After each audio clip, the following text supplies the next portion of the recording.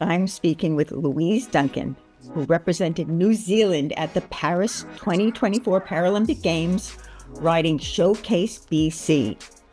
While this was her first Paralympic Games, Louise was also longlisted for Tokyo, but because of COVID, New Zealand did not send a team. Over the years, Louise has claimed many victories, leading up to her first Paralympic Games in France. So now my audience wants to know your story. I want you to go back. That very first time you were engaged and really wanted to be involved with horses or ponies or what have you, and how that led you to where you are today.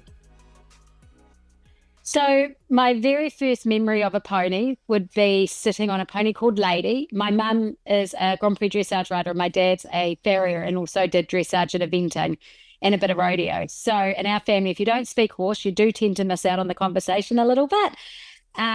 Lady was the most wonderful little pony. I used her for quite a few years. Mum led me in the lead rein classes on her, and horses are in my blood. I just absolutely can't believe that I would not be riding, because that's just what we do. Then I had a pony called Panda who was amazing, a little dun, and she took me on to win a few little local pony champions in Masterton, New Zealand, where I was born.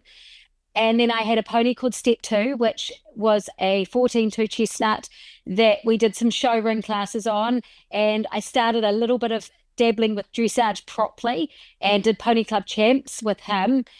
And then I was, unfortunately, when I was 17, I had meningitis, and that struck me down a little bit.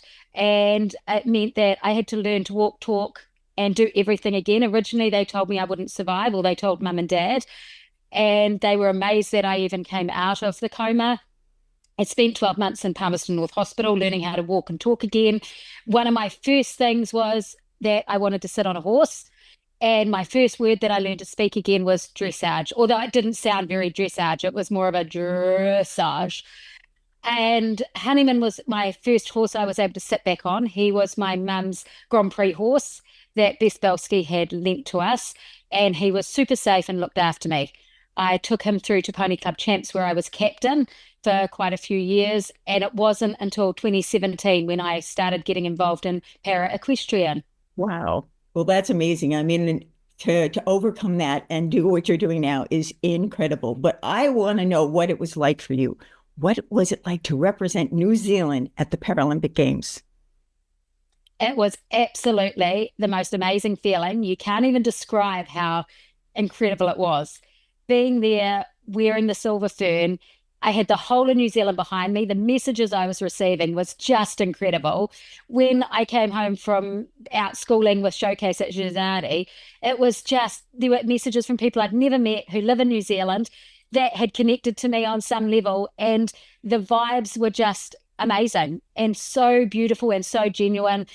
People from France who had moved over there 20 years earlier were messaging me, offering a hand, coming to meet Showcase and I, helping us navigate Paris and some of the surroundings, because we didn't speak very good French. In fact, our French was terrible, and the French was so polite and really helpful where they could be.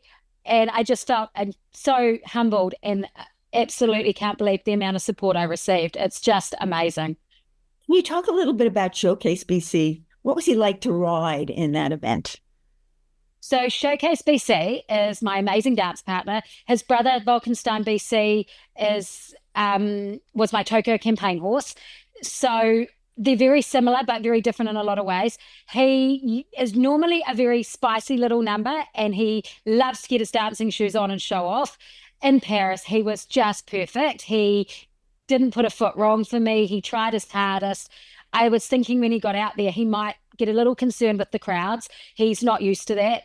In New Zealand, we don't have the level of competition like that as much. He has been to Australia with me, but again, it's not the same as a Paralympics Games. And he just got out there and kind of went like, kia ora, I'm a Kiwi, I'm here to do my job, enjoy the show. And I just thought it was fantastic. I was so lucky to have such an amazing horse that is bred here in New Zealand.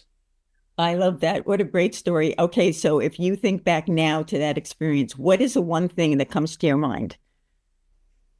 Coming through into the field or field of play, for me, just on the day, the palace was stunning. I could feel the whole of New Zealand watching through those cameras to see my test.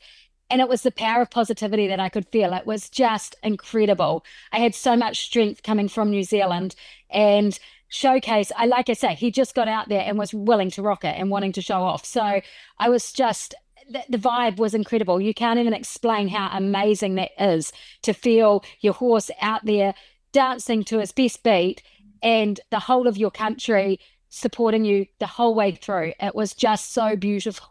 Well, you deserve a huge congratulations for doing that. I'm so sure it was beautiful. I know I was there. I covered the Olympic Games, and I know what it was like for you and for me, and I'm so proud that you did that. Well, I want to thank you for chatting with me. Do you have any last words you'd like to say? Look, thank you so much for having me on. I really appreciate the time and thank you to New Zealand for just being such an amazing country that it is. It really is just such a cool place. And anyone that wants to come here, make sure you check us out.